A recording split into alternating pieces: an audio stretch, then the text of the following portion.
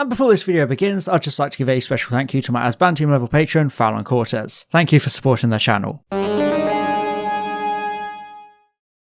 Doctor Who is cancelled is a phrase thrown around a lot these days. Some people would have you believe Doctor Who is a complete and utter failure that will bankrupt Disney, the BBC and countless others, along with imploding the world and collapsing the entire universe. Okay, maybe not to that extent, but you know the types of fear-mongering I'm talking about. The spectre of cancellation has hung over Doctor Who like a dark cloud for many, many years, ever since the very beginning. It's basically a show that has been dancing with death for its entire 61-year history. But do you know what we say to the god of death? Not today. With all the recent talk about whether or not Disney likes Doctor Who and whether it will be renewed for season 3, spoiler, yes they do and yes it will, I thought it would be a good excuse to take a trip through time and TV politics to explore this history of history of living on the edge. So without any further ado, let's dive into the many cancellations of Doctor Who, and make sure to watch all the way through to see this gif of a rat. It'll change your life if you catch it. A TV pilot is a standalone episode or TV movie created to pitch a new show to distributors or gauge interest. Sometimes these are incredibly successful, like Breaking Bad or Lost, or sometimes they don't do so well, like Blood Moon, the ill-fated Game of Thrones prequel whose unaired pilot cost over $30 million to make, messed up a bunch of basic fundamental lore, and was received awfully. Hell, even book writer George Martin didn't see it. They couldn't even blame the disaster of season 8 for this bad pilot, since House of the Dragon got greenlit the very same day Blood Moon got cancelled. Womp womp. Anyway, pilots are crucial for determining the future of a TV show. They need to perfectly capture the tone, direction and atmosphere of a show, because if they don't, well, the show never happens to begin with. When it came to Doctor Who, it was almost dead on arrival. You see, the show came at a time when a lot of TV was filmed like a stage play, with almost no editing and a very quick turnaround. The initial version of An Unearthly Child was terrible and had to be completely refilmed, with the second attempt being deemed as passable enough to transmit. Then JFK gets a kick in the head, nobody watches, and by the time they do,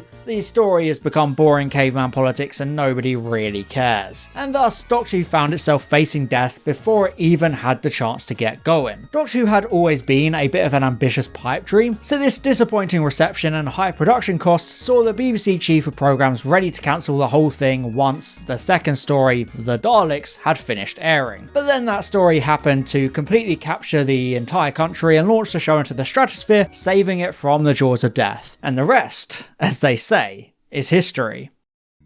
So, thanks to the creative, terrifying Daleks, Doctor Who was saved from a premature death and a legacy of being nothing more than a footnote as a failed BBC sci-fi pilot, wiped and forgotten about like so many others. The show exploded in popularity. The Doctor journeyed to far-off worlds and ancient empires. He fought Daleks, Sensorites, godlike beings, and ants with human legs. Seriously, the web planet sucks. It makes me want to blow my brains out. Regardless, everything seemed to be going great, and Doctor Who was on top of the world.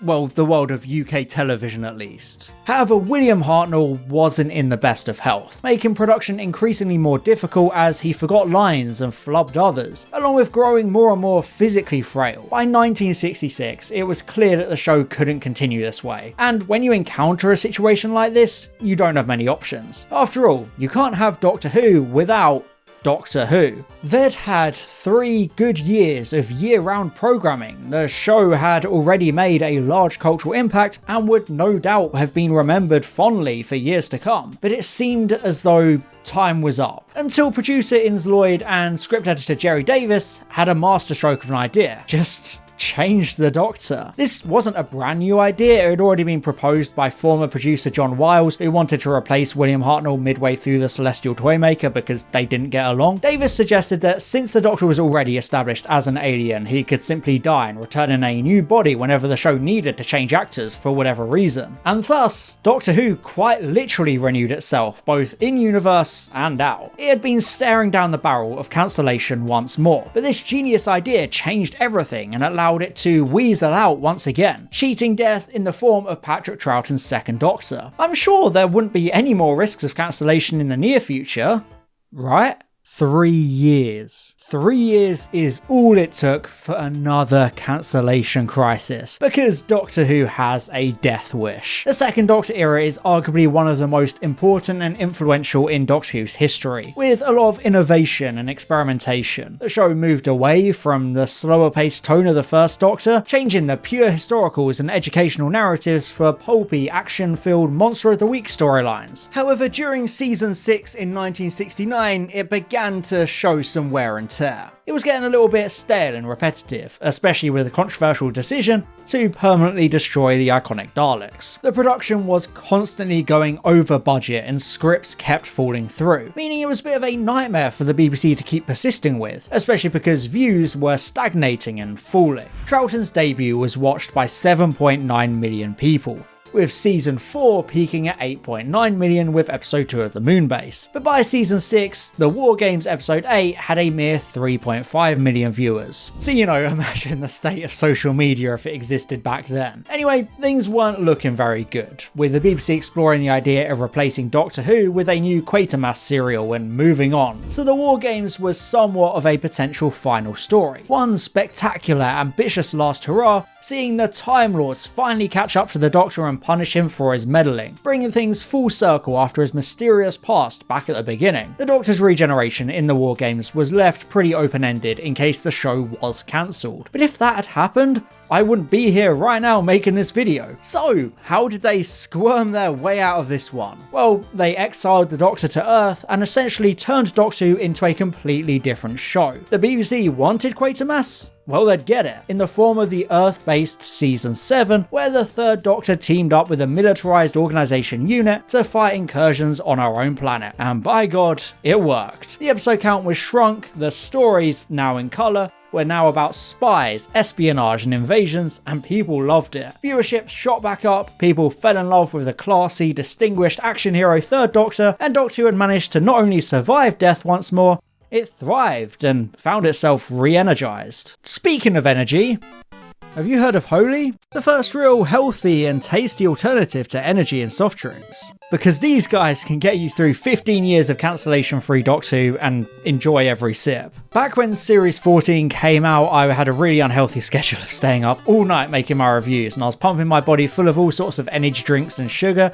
that was genuinely making me feel worse than they were helping me. I mean, look at this. This is a real photo of me asleep, by the way. I was out here looking and feeling like that little troll doll from Terror of the Autons. It was a mess. But then Holy floated down in a little time eddy and hooked me up. And honestly, this was more of a game changer than the Daleks, Regeneration and Earth Exile combined were for Doctor Who. It felt like the sisterhood of Khan gave me a cup of new life. You always hear about German efficiency, but Holy really aren't messing around. Swap in the tablespoons of sugar and artificial crap for a perfect balance of healthy ingredients and less than 20 calories per serving. Like, genuinely, this stuff is so tasty. The team at Holy have given me the code Harbo5 so you can get £5 off your first order, and I recommend picking up the starter pack. Energy, iced tea and hydration, take your pick. You get your cup, throw it in the powder. Oh, look at that, no pesky cans or bottles to throw away. Pour in some water, give it a little shake, and you're good to go. Personally, I like to leave it in the fridge for a while so it gets nice and cool, and then,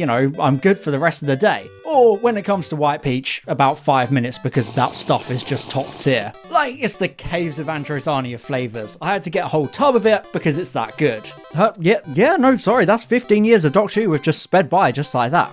Told you it'd be energising. If you want to get in on this, you can also use the coupon code HARBO for 10% off.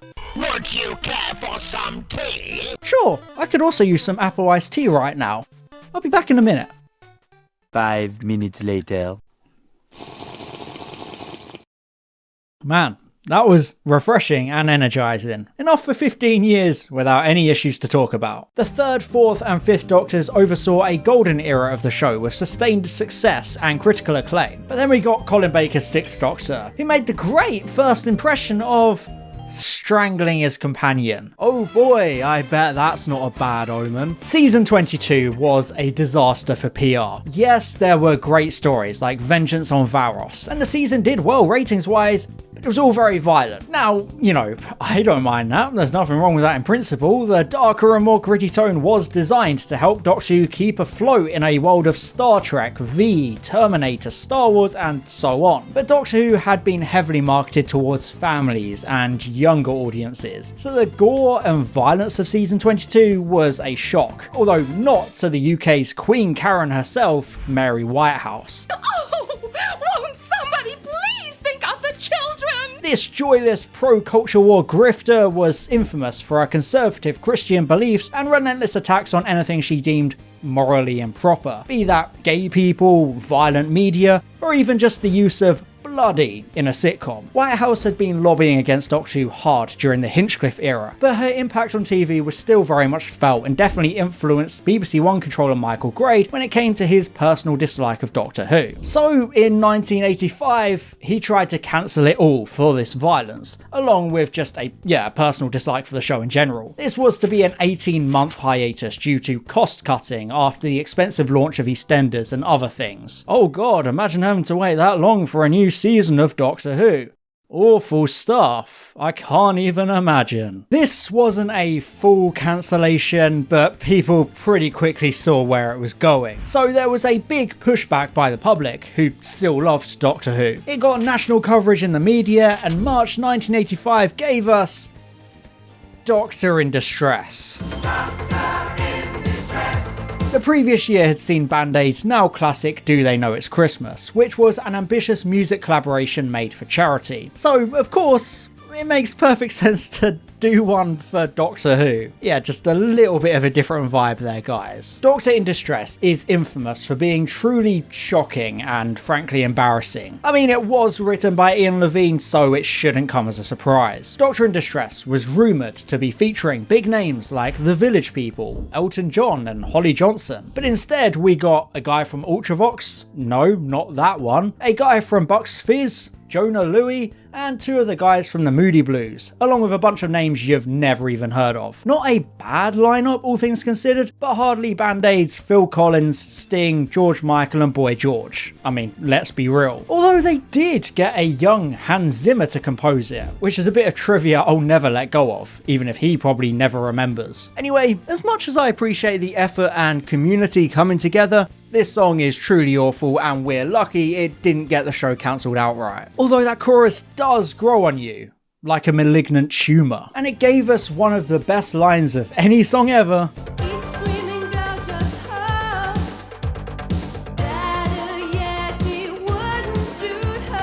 Despite this absolute banger, Doctor Who remained on hiatus, but at least it came back, although the damage had definitely been done. Season 23 was critically panned, viewers were more interested in the A-Team on ITV at the same time, and Michael Grade personally made the decision to sack Colin Baker halfway through his contract as the stipulation to keep the show going. Doctor Who had once again survived, but at what cost?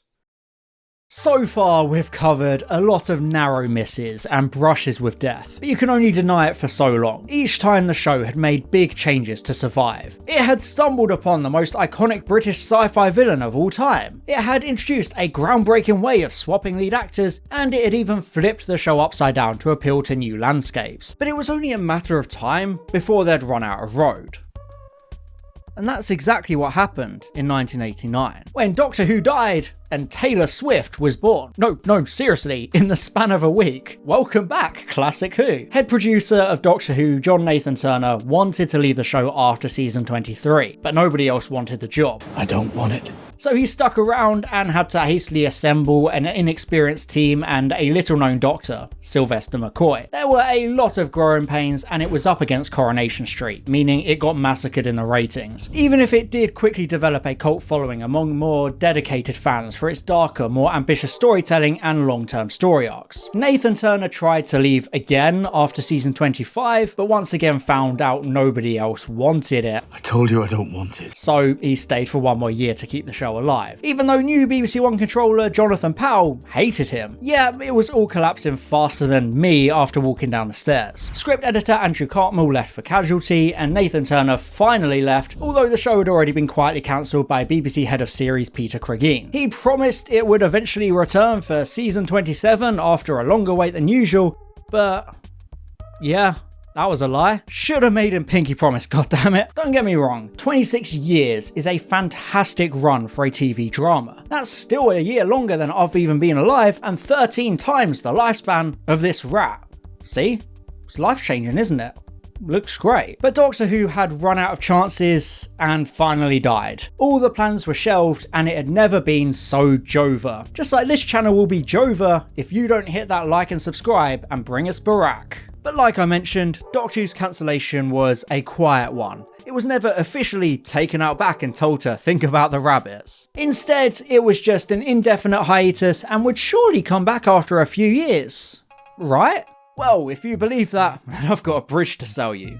Oh, and also, Scruffy the hamster definitely just went to live on a farm in a different part of the country. There was a lot of copium amongst fans that the show would continue on as normal, but it never would. Now, there were a lot of plans to try and resurrect Doctor Who in some form. There were plans for a feature-length special called The Dark Dimension, which ended up becoming Dimensions in Time. Yeah, we'll just ignore that monstrosity. There was also a planned animated series which I've covered in depth in another video, but nothing stuck. The biggest attempt was Philip Segal's pursuit of an American reboot, which took him from Columbia Pictures to Amblin Entertainment and Universal Studios before he got Fox interested in a TV movie serving as a backdoor pilot for a rebooted series. This reboot would have been very interesting, as I've also covered before. It would have dealt with a lot of Time Lord politics and remade a lot of classic stories. It was actually awful. The Leakley Bible is a warning from the gods not to mess with what works. Either way, things eventually worked out and the 1996 TV movie became a continuation of the original show, with the greatest Doctor ever, Paul McGann, gracing our screens with his handsome face, luscious wig locks, and charming enthusiasm. This untitled TV movie saw the newly regenerated 8th Doctor navigating a crisis in San Francisco as the Cum Snake Master took the body of Eric Roberts and tried to steal the Doctor's regenerations. It's not a bad movie at all, and it was pretty well received over here, with 9 million viewers and a solid reputation, especially in more recent years with it becoming a bit of a cult classic. But in America, the crucial market it was made for, it was a huge flop. It tanked with 5.5 million viewers across the whole US, and Fox decided they weren't interested, so didn't commission the series, and the BBC couldn't find a production partner, so it was all scrapped pretty quickly. Man, all that talk of pilot episodes at the start was kind of like foreshadowing, wasn't it?